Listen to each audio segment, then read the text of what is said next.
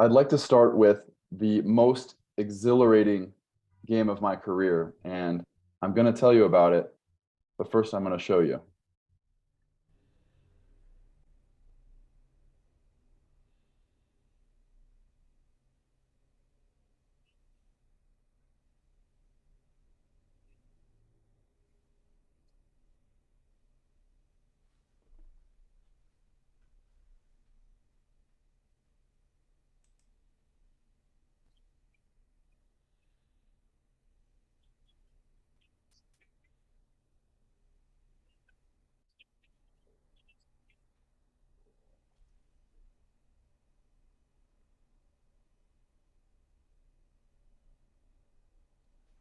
That was my debut with the Cincinnati Reds. It was July 19th, 2019, and I hadn't started a game in the major leagues in over 2 years.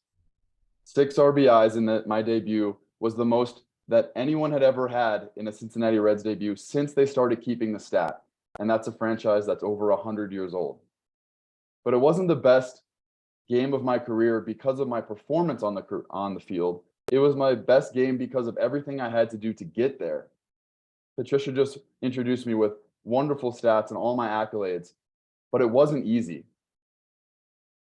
14 years before that, I started learning the lessons that would lead me to that path. And thank you guys all for sharing your favorite sports teams. And some of you maybe aren't interested in baseball, but like Susan said, sports can teach us so much about life. And that is what I have become an expert in. I've become an expert in teamwork and leadership and getting yourself to peak performance. And that's what I want to talk to you guys about today. When I was in high school in 2004 in Southern California, I was on the blacktop of El Camino Real High School, and the coach, Matt LaCour, was walking around as we stretched before practice. This was one of the best high school teams, not only in Southern California, but in the country.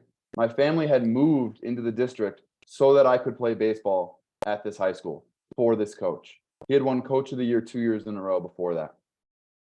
But I was not one of the best players on this team. As a freshman, I was listed in the baseball yearbook at 5'4", 125 pounds. I could not compete with the 18, 19-year-old seniors who were fully grown men already. What happened was, as a freshman, I played on the freshman team. As a sophomore, on the sophomore team. I made it to the junior varsity not until my junior year. And then my senior year, I was really wanting to get over the hump. I saw myself as an underdog, a late bloomer. I hated my position and I felt like I couldn't control my own destiny. I never understood that I could do something to change it. I felt like a victim of the momentum of what was happening. But as we stretched before that practice, and our coach, Matt LaCour, walked around and asked, who's going to bat fourth for us this year? Well, the best player on the team hits fourth. And I knew that I was not the best player, but I was so desperate for this man's approval. I was so desperate to get to what I wanted to do, to become the best player, to reach my dreams of being in the big leagues, that I raised my hand. And when I thought he would chastise me, when I thought he would belittle me and tell me all the reasons why I wasn't the best player on the team, but I asked, Coach, why not me? As a sarcastic 17-year-old smart aleck, he looked at me and he kind of crossed his arms, tilted his head to the side. And instead of saying things that I thought he was going to say, he said, why not you, Ryan? And my mind exploded with possibility. I'm not the only person that is not happy with my situation. In fact, there was a recent survey that across 29 different personal and professional measurements, only 38% of Americans say they're satisfied. If we were in the room together, I would ask you to look to your left and look to your right. 2 out of the 3 of you aren't happy with where you are in life. At least that's what the stats say. What is it that's holding you back? Are you like I was? And it's just your own realistic expectations or the momentum of your life that's trapped you in this place that you're at? As my coach asked me, why not you? and that opened up the possibility that I could change my stripes and I could change my position on the team, I ask you, why not you? He was the best coach in Southern California. We were on the best team in the country. We're ranked 3rd in the whole country. He inspired me to reach towards my potential and change the things I was doing to change the outcome that I could get. And by the end of that season, I was hitting 4th. And I earned myself all conference and the right to play in college. Only 7% of baseball players in high school in this country get to play in college. And I got to be one of those 7%. The big idea here is that the realistic expectations that you set for yourself are actually serving as self-imposed limitations. I promise you that if you start reaching for more, if you start being unrealistic, you can be more happy and more successful than you ever thought was possible. Somebody is going to be the best. Why not you? So then I go to college. I just should have told you I went to Yale and I had all this success, but it didn't start that way. I got to Yale and they were ranked 270th out of 271 Division I baseball teams. There had been more US presidents from the Yale baseball team than major league hitters. So as I was a freshman and I was coming from the best high school team, I went to one of the worst college teams. And as I was never the best player on my high school team, I was immediately the best player on my college team. And whereas I had had the 2-time coach of the year coach in high school, now I had a volunteer assistant hitting coach that had a huge impact on me. After my freshman year that I had a very average year, I saw our first baseman, Mark Sawyer, get awarded All Ivy League. And I thought to myself, well, that's a pretty cool award. I'd like to win that someday. And I went to my volunteer assistant hitting coach, Glenn Lungarini, and I said, I want to win that before I graduate. And he asked me another 3-word question that changed the trajectory of my life and baseball career. He said, why not more? And again, my mind was blown. He said, why would you go for All Ivy League when you can win All-American? Now, I recognized that All-American was a thing that existed in the world. I had seen people with this on their resume before. I had seen football players attend the All-American dinner that was held at Yale University's dining hall. But I had never related to that. I never thought that could be me. You see, when I set the goal of winning All Ivy League, I thought I was setting a big goal. I didn't realize that I was thinking small. I wanted to be the big fish in the pond, but I didn't realize that our pond of the Ivy League was so small and there was a bigger ocean out there that I should be striving for. So when Coach Glenn Lungarini told me that if I didn't win All-American by the time I graduated, he'd be disappointed in me, he pointed to a potential that I didn't even know was there. And I went to college summer ball and I tried to embody what I thought it meant to be an All-American. I focused on that goal every single day. How would an All-American take this batting practice? How would an All-American go about this weight room session? What time would an All-American wake up tomorrow to go to the gym? And the very next year, I won the Division I batting title, slugging title, and was named All-American. There had not been another All-American, not only from Yale, but from the entire Ivy League for 19 years since the year I was born in 1987. Only 9% of college baseball players get to go pro and get drafted. The Boston Red Sox drafted me in the 6th round, and I got to be one of those 9%. I'd like to ask you to consider in your own lives, either now or in the past, is there a chance that you were playing it small? That you thought you set a goal, but there could have been a mentor or an internal champion at your company or someone that had been there before that could have seen more potential in you than you even saw in yourself? Were you trying to be a big fish in too small a pond? When there's a big ocean out there and you could have reached for more? I ask you now, why not more? Somebody will achieve those things.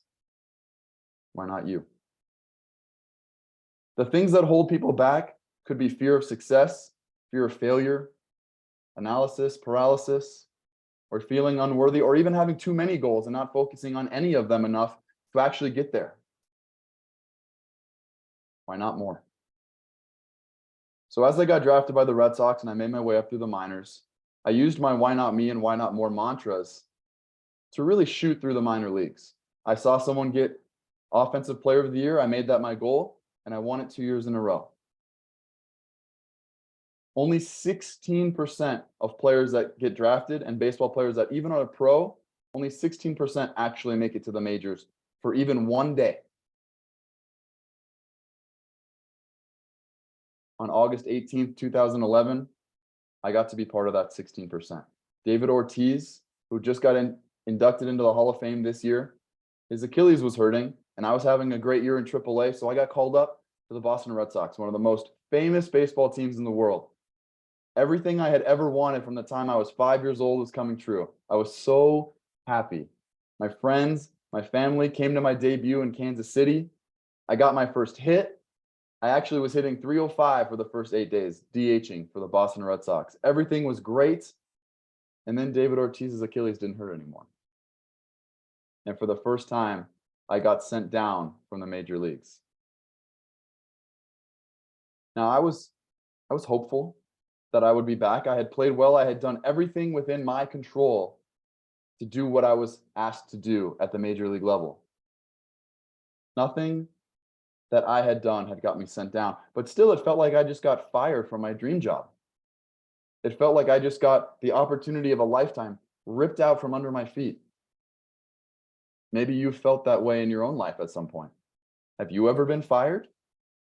Have you ever nailed the perfect sales pitch and not got the job? Have you ever had a client for 10 years that sells the company and the new people don't want your business anymore? Something totally out of your control. For the next 12 years, I went on the roller coaster ride of a lifetime. You can see all these helmets behind me. I've played for all of these teams. When all of you were mentioning your favorite baseball teams, I played for all of them that you mentioned, except for the San Francisco Giants. Over the course of 12 years, I was sent down, traded, or released from the major leagues 26 times.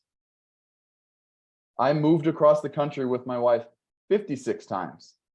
They say that moving is one of the top 5 most stressful points of your life. Well, I got really good at breaking leases. I paid rent in 33 different cities across this country and wore 28 uniforms internationally on 4 different continents. And in Prague in September, I'll play on my 5th continent. It's actually been a pretty fun ride.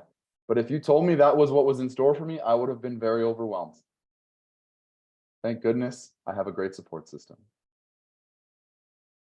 It didn't feel good to have my dreams ripped away. Every time I got sent down, traded, or released, it felt like my heart was broken. It felt like, I hope I can get back, and I hope that wasn't the last time I ever get to play in the big leagues and accomplish my dream. But you never know. What I learned along the way is to have practical optimism. It's not always going to be okay. It's not always sunshine and rainbows. Sometimes your heart will be broken, and sometimes you get something taken away from you for no fault of your own. But if you believe that you have the power to change the situation and ultimately get to the outcome, it will be okay. I think you've all experienced the Bader-Meinhof phenomenon before. Maybe you don't know that's what it's called. Basically, it's when you focus on something, you see more of it. All of us are inundated every single day with 3 billion stimuli through our 5 senses. There's no way on earth we could notice all of them. And I'll give you an example. Right now, until I mention this, I guarantee you that you were not feeling the shirt on your back. Are you now? I see some heads nodding. You've probably heard of this before, as if you want a red car of a certain model, you notice that red car everywhere you look. Or if you're in a good mood, you notice more people smiling, and vice versa. I want to encourage you to use this Bader-Meinhof phenomenon to get what you want. And I'm not talking about making a wish on a magic lamp. I'm talking about focusing on the outcome and the goal that you want so that you start to notice the opportunities to get there. The opportunities to accomplish your dreams and do great things are there. You just might not be noticing them. And then once you start to notice these opportunities, I encourage you to use confirmation bias. All of us always like to think that we are right. This is an opportunity to use that to your advantage. As you start to notice opportunities to get what you want and to accomplish your dreams and to do great things, every step that you take along the process confirms that you deserve it, confirms that you are good enough, confirms that you will accomplish great things. It's called predictive encoding. The closer you get to the finish line, the faster you run. So use the Bader-Meinhof phenomenon to focus on your dreams. Notice the opportunities. Confirm that you're on the right path, and then start running faster towards the finish line. There's a duality to understanding the focus on the finish line and the little steps along the way to get there. In baseball, if a pitcher throws 90 miles per hour, there is 0.4 seconds between the time he lets go of the ball and the time you have to hit it. That's half the time it takes you to blink.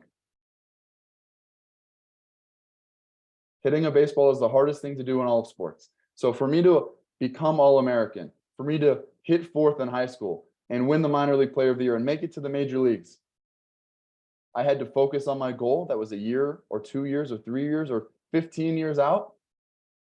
And then I had to focus on every 0.4 seconds that happened between the time the pitcher released the ball and the time I had to hit it. It's the same with you. Whatever your goal is, you can focus on the goal and also focus on the small tasks that you can control today to get there. Now, just wishing upon a star or focusing on your goal isn't enough. But I have come up with what I call the 7F matrix on how to get you there exactly along the way. The first 4Fs, or the first F is fire. How often are you connecting to your fire, your purpose, the reason that you are doing things, your goal? Ask yourself, how many days out of the last week have you focused on your fire? What percentage of the time? Are you giving it enough of your attention to notice the opportunities to get there? Second F, your family. And I don't necessarily mean your mother, brother, sister, auntie, cousin. I mean your chosen family, the people that are going to help you accomplish your dream. And it can be family members, but it doesn't have to be. The members of your support system family are very specific. You need a coach, somebody that has been there and done that can show you the way. Because the fastest way to walk through a minefield, the safest way, is with someone that's already walked it. You need a peer or a teammate, somebody that's going through the same thing as you at the same time. You need a cheerleader. For me, it's my mom, right? She cheers me on no matter what. She's always got my back. She roots for me. And then with that, you need a BS meter because you're not as good as you would like to think. You need someone to bring you back down to earth. You need a gambler to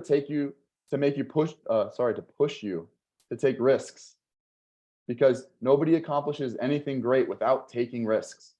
And with that, you need an analyst, somebody that can help you analyze those risks and only take the right ones. So the first F was fire, connect with it. Second F, family. Third and fourth Fs are go in fully with all of yourself, with all of your intention, and fight. Because it won't be easy. Nobody does anything great without giving themselves to it, without being obsessed in some way. Tony, it was cool to hear you talk about walking the Caminos and the injuries you've incurred along the way. You have to give all of yourself to accomplish those goals. And you have to fight through some things. It's the same with anything that you want to accomplish. Give yourself fully and fight along the way. Now, the last 3 Fs were given to me by a teammate. I've talked about how I had the best coach in the California that influenced me. I've talked about how I had a volunteer assistant coach give me my next piece of information. The third was a teammate, Ryan Dempster of the Chicago Cubs and later of the Boston Red Sox. You might recognize the name. He's doing TV for the Cubs now. But as we were entering the playoffs in 2013, after the regular season was over, we had a team meeting the day before the playoffs started. Now, there was chaos going on outside. There was a media frenzy. There was hundreds of media members along the foul pole, helicopters flying around with TV cameras. And as we had a team meeting in the weight room upstairs at Fenway Park, everybody filters in. I'm sitting on a leg press machine, and in walks Ryan Dempster, naked as the day he was born. He's got red socks up to his knees. He's got a jock strap on, so it's a little bit more PG. But he's got a handle of whiskey and a cheek full of tobacco. And he says, "My name is Jack Hammer." He's there as his alter ego. And I'm here to tell you why we're going to win the World Series this year. The backstory on this is that we had lost 97 games the year before. Everyone counted us out.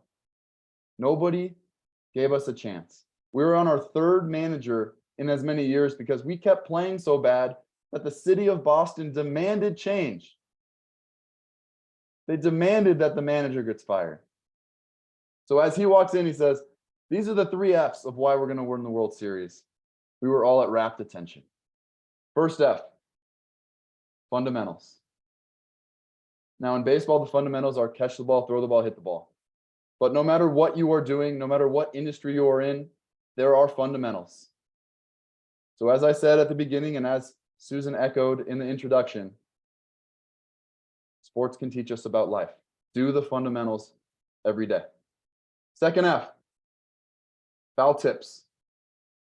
Now, if you're not a big fan of baseball, and I see Patricia nodding her head vehemently, the foul tip is when the pitcher pitches it and the batter just misses. The batter tips the ball, but it continues along its normal trajectory. Sometimes the catcher can catch it. And if the catcher catches it, sometimes the batter's out. Now, this is a baseball-specific term, but realistically, what it is taking advantage of your opposition's near misses. In every field, there's an opportunity to catch foul tips. If the people you are competing against don't get it right, how are you going to get it right instead? If you are the backup salesman or the backup producer for your product and the other guy messes up, are you ready to take advantage of their misstep? Third F. Now, the third F happens right after Ryan Dempster turns around and puts the whiskey on the ground. And to the surprise of the guys in the front row, he was still wearing just the jockstrap. So he turns back around. Everybody is laughing because somebody just got a butt in the face. And as he has our full attention, third F, he calls 4-run homers. Now I see Patricia a little confused because she doesn't know baseball. But the rest of you that do know baseball know that it's not called a 4-run homer in baseball. It's called a grand slam. But when he called it a 4-run homer, it was convenient because it started with an F and that was his whole theme. And there's only 5,055 words in the English language that start with F. But by calling it a 4-run homer, what he did was he gave us a shared language for success, a shared vision for success. So that when David Ortiz, remember him from the earlier story? When David Ortiz steps up to the plate against the favored Detroit Tigers, and we are down in the series 2-1, and we are down in the game by 4 runs, and he hits a grand slam, and the stadium goes nuts in the dugout as we were running around cheering and our fists are pumping and we're so excited. We're not cheering grand slam. We were running at each other going like this, 4-run homers, because Ryan Dempster told us that was going to happen. He told us that's why we were going to win. And you might be thinking, well, of course, if you hit a 4-run homer, you're going to win the World Series. But I went back and checked. There's been 112 World Series played. 71 of them, nobody hit a grand slam. In the remaining 38 or whatever that math is, it was 51%, 49%. If a team hit a grand slam, they won or lost. So there was no evidence that this is what was going to happen. But when he gave us that shared vision and that shared language for success, we knew. We knew we were going to win.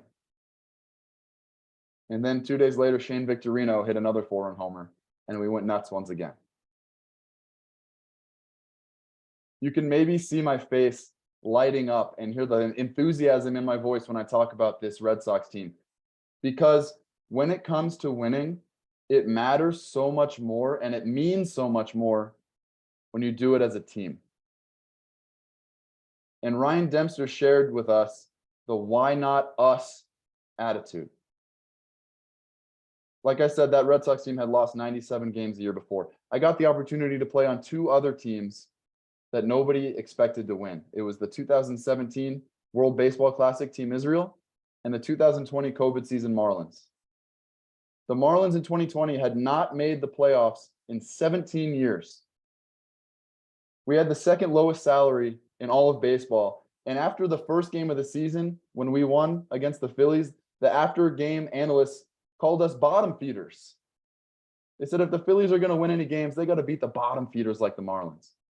That 2017 World Baseball Classic Team Israel, ESPN on their website called us the Jamaican bobsled team of baseball. They said that we were made up of wannabes, has-beens, and never-weres. That we perfectly filled out the cast of the team that had no business being in the tournament at all, but somehow find a way to win. On all of these teams, we flipped that negativity on its head. We even made t-shirts. I still have this. It's one of my favorite t-shirts. It says bottom feeders right across the front. Because when we wear those t-shirts, we don't see bottom feeders. We see why not us. You might see a theme here. Why not me? Why not more? Why not us? I have a 4-year-old nephew that likes to ask why to every question, to every statement that I tell him why. Go into any obstacle with a sense of wonder. Why not? Not only should you ask yourself why not when you come up against an obstacle, but remember the 7 F's. Are you connected to your purpose, your fire? Do you have your support system, your family? Are you giving yourself fully? Are you giving enough of yourself? And are you fighting through the tough times? Are you doing the fundamentals? Are you catching your version of foul tips? And are you celebrating 4-run homers? And with that, we'll open it up for questions.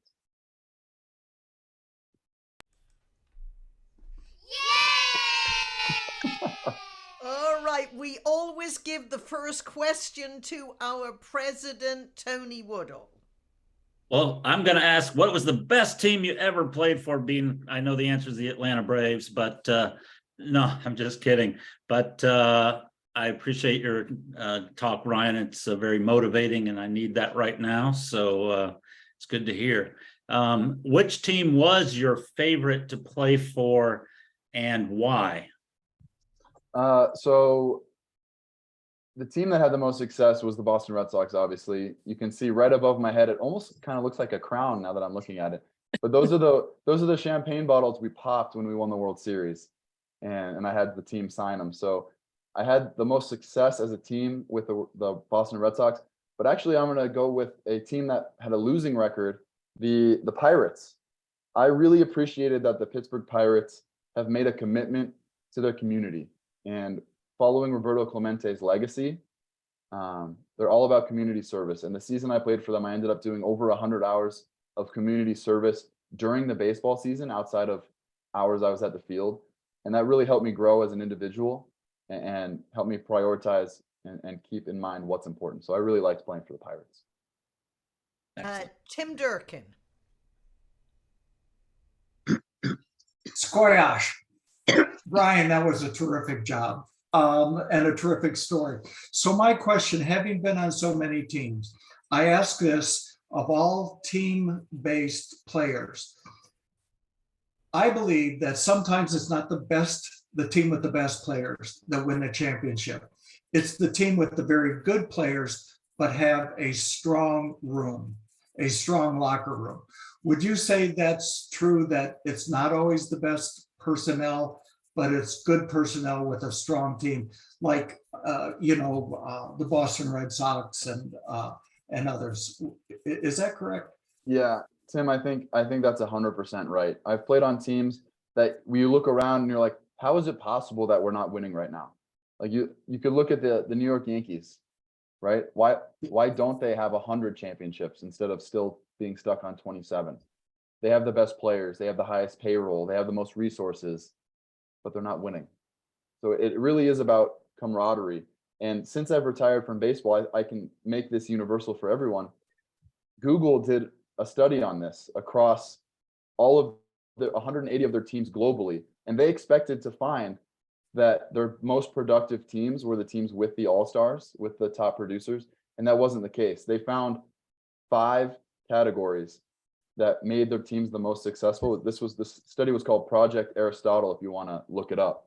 It's pretty cool. But of the 5, the number one thing that made a team the most productive was psychological safety and trust within your team, because you're able to take risks, you're able to go for it, you're able to give creative ideas. So it's not just on the baseball field, but in any company, in any industry, it's not about having the all-stars, it's about the strong room, the way you said it. Yeah, that's where I was going with that. Companies and teams and groups can create strong rooms in any endeavor, but it's the room that wins, not the all-stars. 100%. Thanks very much. It was a stunning job. I was happy to be here. Janet